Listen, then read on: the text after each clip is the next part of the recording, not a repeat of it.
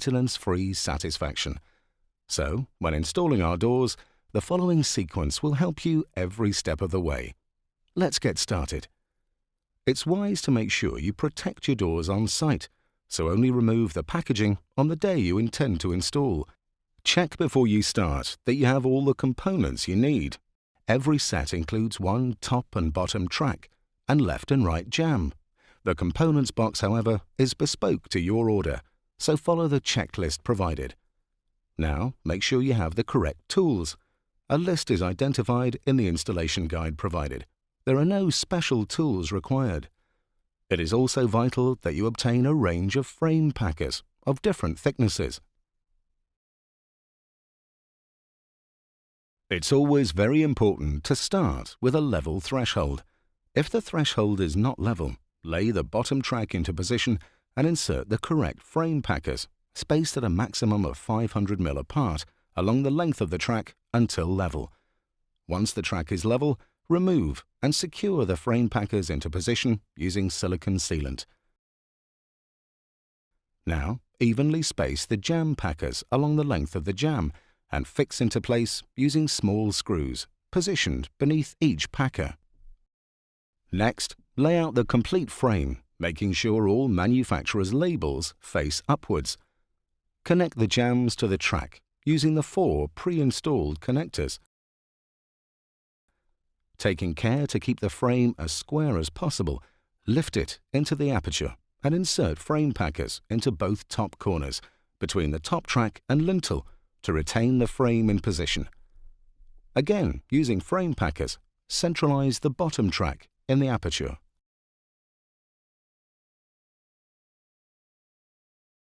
Using a 13 mm drill bit, drill the first layer of polyamide level with the center of each jamb packer. Starting at the bottom of the jamb, drill the jamb packer using a suitable HSS drill bit for your preferred fixing. A good idea is to insert a flat knife or trowel between the jamb and the masonry to prevent blunting of the drill bit.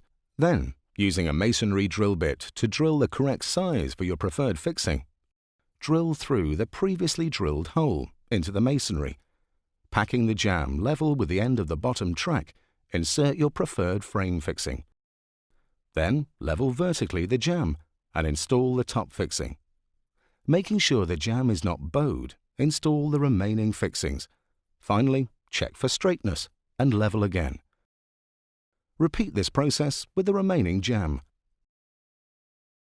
Set a pinch rod or measuring stick between the top and bottom tracks at each end of the frame. Using suitable frame fixings, fix the top track.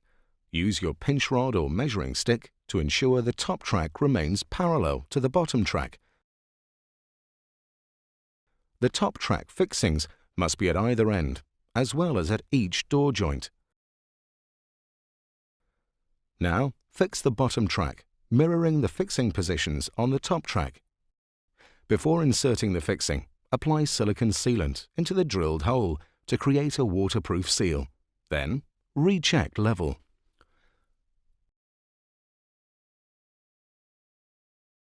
Install bottom carriage into bottom track through the pre-prepared opening. Then, install top carriage wheels through pre-prepared opening with thicker side of the wheel to the top. Install the top carriage and fork into the previously installed guide wheels.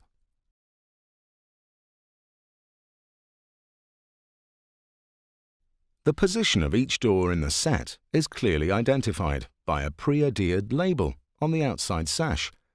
Locate the first door into the jamb hinges and lower into position. Install the next door onto the hinges of the first door. Install the third door onto the center hinge of the second door.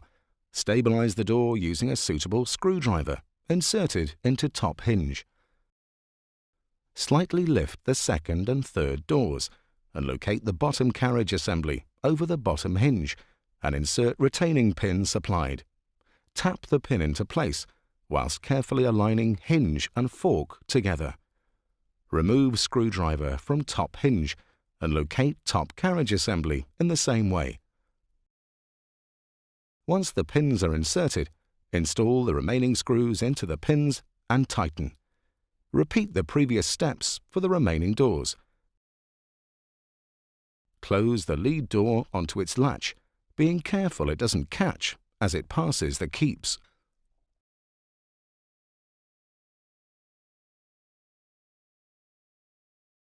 Insert the lever handle with screws supplied, using a hand screwdriver so as not to damage the screws. Then, insert the grub screws into the hinges attached to the carriage assemblies.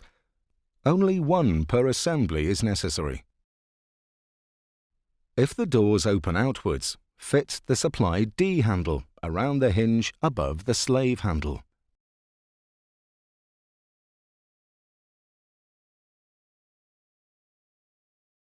Remove the glazing beads from the door and install suitable 4mm glazing packers. Lift the glass into place. Insert 4mm glazing packer into the diagonally opposite bottom corner to the automatic toe and heel plate fitted in the top of the door. Insert 2 more 4mm glazing packers in the opposite corner at the top of the door. This will brace the door diagonally. Be sure that the top packer is between the automatic toe and heel plate and the glass. Once all packers are in position, reinstall the glazing beads and repeat steps for all remaining doors. Once all the glass has been installed, insert the wedge gasket between glazing bead and glass, starting each door leaf at the bottom glazing bead.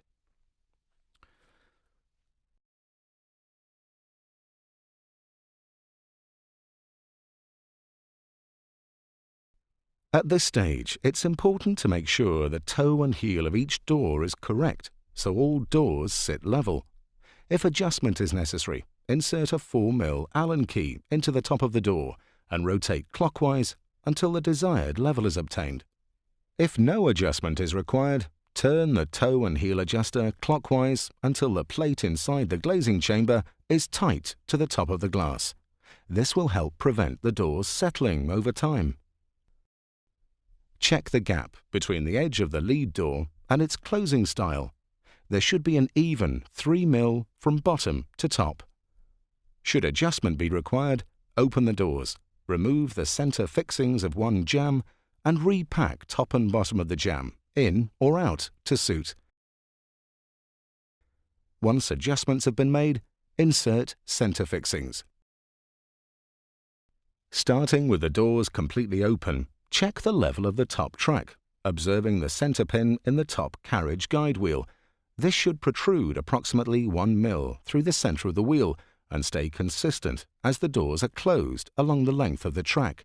If this is not the case, repack the top track to suit.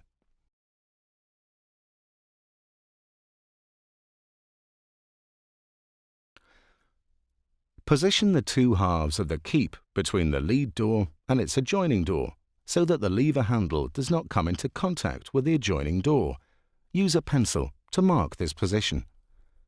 Using a 3.5mm drill bit, drill a hole in the top of the lead door where marked and fix the magnetic keep in position and install cover plate. Carefully place the two halves of the magnetic keep together and open the lead door back against its adjoining door to locate the second half. Mark and fix into position as before.